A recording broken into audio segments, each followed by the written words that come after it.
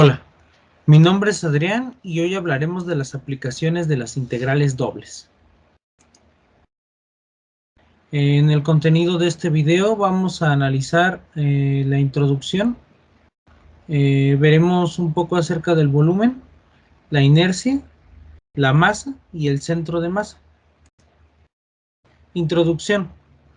En el cálculo multivariable, una integral múltiple es un tipo de integral que está definida por una función de varias variables. La integral de una función positiva de una variable se interpreta como el área entre la gráfica de la función y el eje X. En cambio, una integral doble de una función positiva de dos variables pues representa el volumen de la región entre la superficie que está definida y el plano que contiene el dominio de la función. Las aplicaciones de estas integrales dobles son variadas. Podemos aplicarla en muchos campos, por lo tanto solo analizaremos los campos más visibles e interesantes. Ok, el primero es el volumen. El volumen es una parte necesaria e importante para la ingeniería. Muchos problemas en la ingeniería implican que debemos adaptarnos a espacios donde no podemos utilizar formas regulares, tales como el cubo, la pirámide, los prismas, que nos faciliten definir y conocer el volumen. Sin embargo, a esto nos van a ayudar las integrales dobles. Las aplicaciones de esto podemos verlas claramente en la industria. Muchos envases y botellas que presentan formas irregulares y tienen un volumen que no puede ser calculado tan fácilmente. Sin embargo, si utilizamos integrales múltiples, en este caso utilizaremos integrales dobles, podremos calcular aproximadamente su volumen. Las fórmulas de aplicación. Pues para aplicar las integrales dobles necesitamos considerar que, que la forma que estamos buscando su volumen sea positiva y que la figura esté situada por encima de un plano de referencia. ¿A qué nos referimos con plano de referencia? Bueno, nos referimos a los planos XY, XZ y YZ. Los límites dependen de la región, al igual que el orden de las integrales con el diferencial de X y de Y.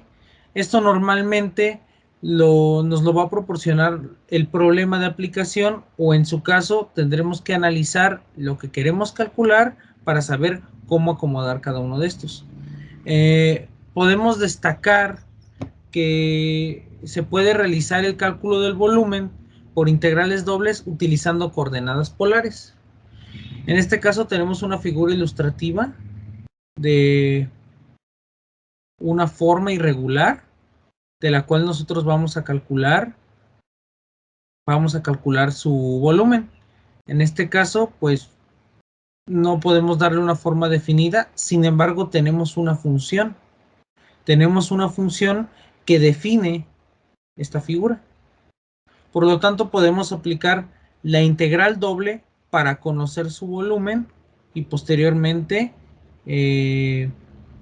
pues saber cada altura y el área de sus bases. Siguiente, la inercia. Mediante las integrales dobles también podremos calcular el momento de inercia. ¿Y qué es el momento de inercia?, se preguntarán. Bueno, pues es la capacidad de un objeto o de una sección de oponerse a la rotación en torno a un eje fijo. Podemos calcular este momento de inercia respecto al eje X y al eje Y, pero también vamos a poder calcularlo cuando gira en torno al origen.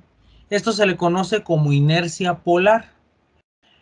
Podemos aplicar este método a distintas partes de la ingeniería industrial y de la ingeniería mecánica, ya que existen un sinfín de elementos que giran en torno a un eje dentro de las máquinas. Uno de los ejemplos más claros que podemos ver es un motor, ya que un motor cuenta con un momento de inercia que genera una resistencia a la rotación. Aquí lo podemos ver. El momento de inercia es una fuerza que se opone al movimiento que está tratando de hacer el motor. Siempre existe esa fuerza. A veces es un poco limitada e imperceptible, pero siempre existe. ¿Y cuáles son las fórmulas de aplicación para esto? Bueno, para estos ejercicios, las integrales dobles se aplican indiferentemente del eje en el que estén, pero debemos considerar tres fórmulas importantes según sea el caso. En este caso, la primera fórmula, la que vemos aquí, se utiliza cuando el eje de rotación es en X. ¿Qué podemos destacar en esta fórmula? Bueno, se realiza la integral doble de y cuadrada. Como estamos sacando el momento en X, tenemos que utilizar tenemos que integrar la y cuadrada junto a la función de densidad. El orden ya nos lo definirá el problema. Ahora, la segunda fórmula es cuando se utiliza el eje de rotación y. En este caso vamos a integrar x cuadrada, la función de densidad, y esto va a ser en el orden que nos diga el problema o que nosotros analicemos.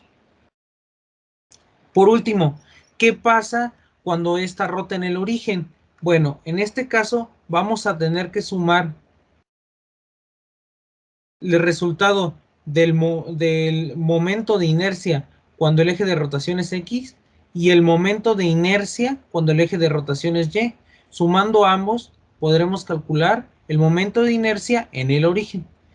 Y aquí tenemos un caso ilustrativo donde tenemos una patinadora que gira en torno a un eje.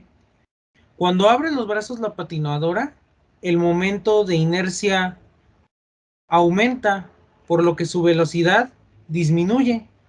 En cambio, cuando la patinadora repliega los brazos, el momento de inercia disminuye, por lo que la velocidad a la que gira aumenta. En el siguiente caso tenemos la masa y el centro de masa. Es otra de las aplicaciones de las integrales dobles. Como ya sabemos, pues, el centro de masa es una posición definida en relación a un objeto o un sistema de varios objetos, donde está el promedio de la posición de todas las partes del objeto o del sistema, ponderadas pues, de acuerdo a su masa.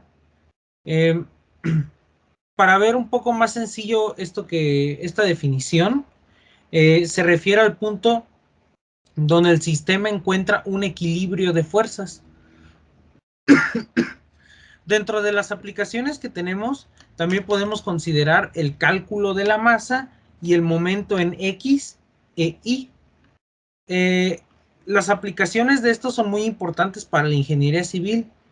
¿Y a qué me refiero con que son tan importantes? Bueno, hay muchas edificaciones donde es importante encontrar el centro de masa, ya que con esto podemos colocar soportes para la estructura en distintos lugares o simplemente en nuestro centro de masa para evitar el colapso de nuestra edificación.